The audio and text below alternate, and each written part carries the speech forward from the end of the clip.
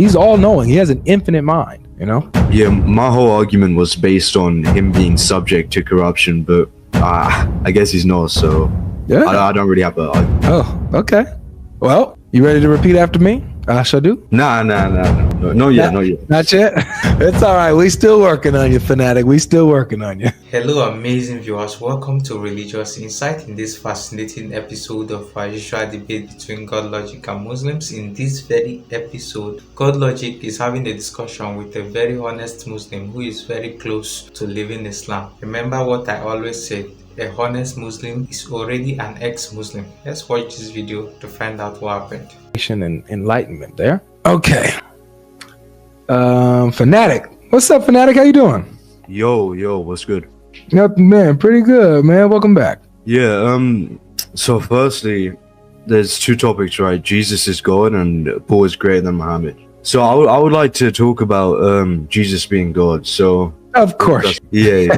Yeah, go ahead though. So what is your principle for that? So what is your proof of that? Well, Jesus does and says things that only God can do and only God can claim. Otherwise, if he wasn't God, he would be a lying blasphemer and a crazy person, which we know he's not. So he says things like, for example, he claims to be the first and the last. That is a claim that only God, a title and a name that only God has. Would you agree with me on that? Yeah. Yep. So in Revelation chapter 1, verse 17, he says, I am the first and the last. Same thing in chapter 22, same book, Revelation 22. He says, I am the first and the last, the Alpha and the Omega, the beginning and the end, showing that he's infinite and eternal, uncreated, the everlasting living God. So Jesus makes these type of claims about himself, which shows me that he's God. So your source would be the New Testament, right? 100%. Absolutely. If there's like contradictions or if there is false theology in there, would you say it's not a reliable source? If there's what?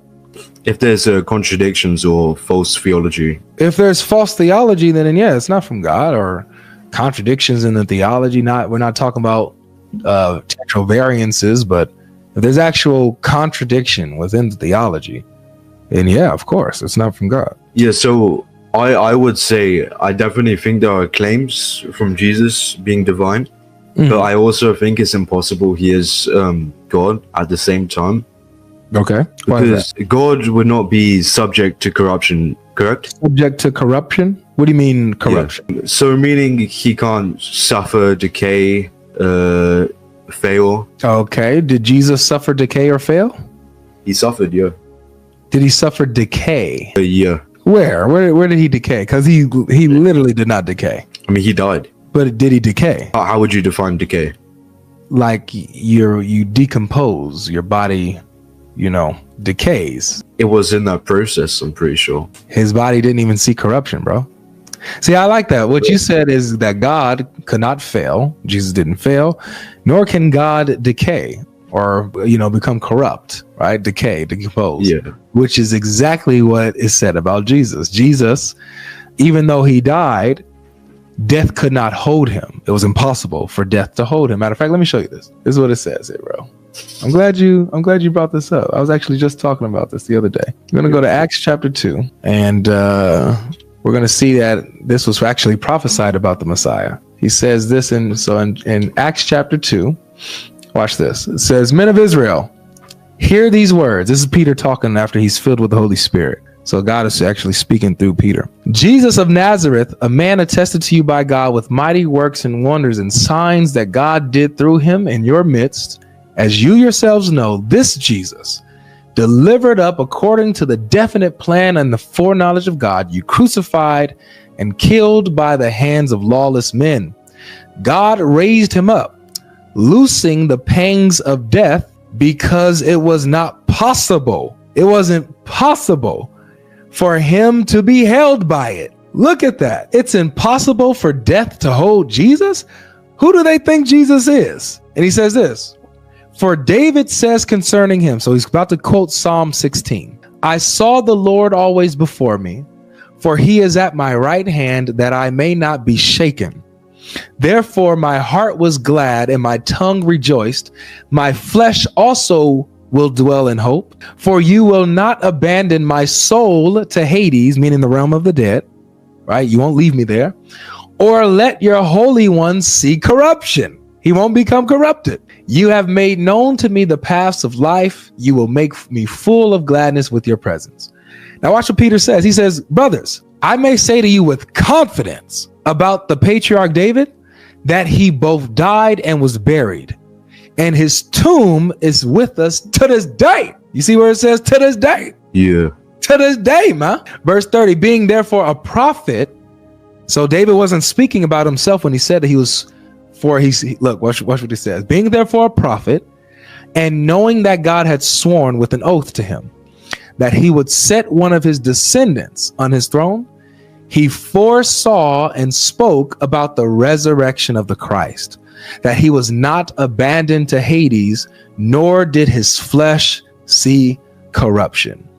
This Jesus God raised up, and of that we are all witnesses. So we see here that Jesus, neither did he fail, nor did he see corruption. So he's God by that standard, right? Yeah, but then you would have the problem of him not being fully man, because it's essential to humanity to have corruption and have a sinful nature. No, it's not essential for man to have a sinful nature. That's not how God created us. We developed a sinful nature when Adam sinned, and so we're born fallen, but that's not innate to us. That's not innate to the human nature. So how was he not born fallen then, if he had the same human nature as we did? Because he's holy. He's holy and he's perfect. So he comes in the likeness of sinful man, but without sin himself, you know? So he had a sinful nature, but he had no personal sin? No, he doesn't have a sinful nature at all. He's just human. He's human, and he is human without sin. That's impossible, though. No, not for Jesus. So then would that not be special pleading then? How is that special pleading? Because every man has sin. Except Jesus. Except Jesus. Yeah. So I would concede that, but there are still other problems. okay, what's another problem? Because in his humanity, he wasn't all-knowing. He had properties that contradict the divine properties. Well, it's not that he has properties that contradict his divine properties, or that he's not all-knowing and all. No, he's all-knowing. It's just that you'll see where he's operating within the properties of his human nature, or he's limiting himself, submitting himself to human limitations. That doesn't mean that he doesn't have his divine attributes. You know what I'm saying? Because he obviously has the divine nature. So him operating in his humanity as he is human doesn't negate that he's also divine and has the divine properties as well. So you would say he wasn't limited in his humanity, but he chose to not be all-knowing. No, so he is all-knowing. He is all-knowing, like Jesus. It says, let me show you. He says in John 6. It says in John 16, verse 30 and 31, or 29, 30 and 31. Whoops. Wrong thing. All right, it says here, his disciples said, now you are speaking plainly and not using figure of speech. Now we know that you know all things and do not need anyone to question you. This is why we believe that you came from God. Now, Jesus' response, watch this. It's not, hey, guys, wait, stop. You're giving me too much credit. I don't know all things, but, I do know a lot. No, he says, Jesus answered them, do you now believe? He's like, you just now getting it? Of course I know all things, right?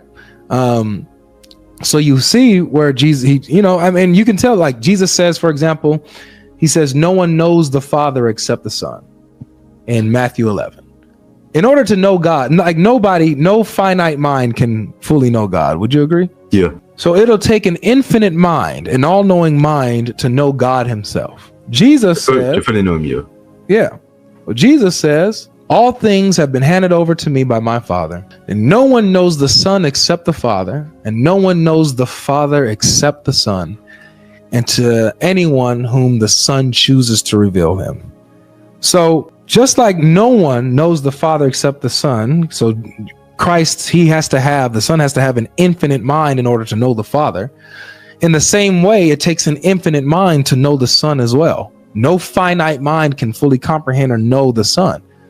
And so Jesus says the same thing about himself. No one knows the Father, no one knows the Son except the Father, and no one knows the Father except the Son, and to anyone whom the Son chooses to reveal him. So we see Jesus giving us, showing us his prowess when it comes to his knowledge, his cognitive ability. He's all knowing. He has an infinite mind, Yeah, my whole argument was based on him being subject to corruption, but I guess he's not, so yeah. I don't really have a argument. Oh, okay.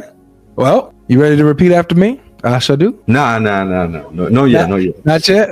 It's all right. We still working on you, fanatic. We still working on you. Is that it though? You didn't have nothing else? Because remember, I told you can come anytime if you have just objections or questions that hit you. Anything, you can come and ask. So nothing's on your mind right now? No, that answers it basically. That's it. Okay, for sure. All right, God bless you, man. I'll see you next time. I do have one more question. Sure. So I don't know what denomination you are, but what are your views on Greek Orthodox, for example? Because I was looking into the Church Fathers. Yeah. And yeah, it's quite interesting. So what are your views on them? Well, one, I think that they're awesome.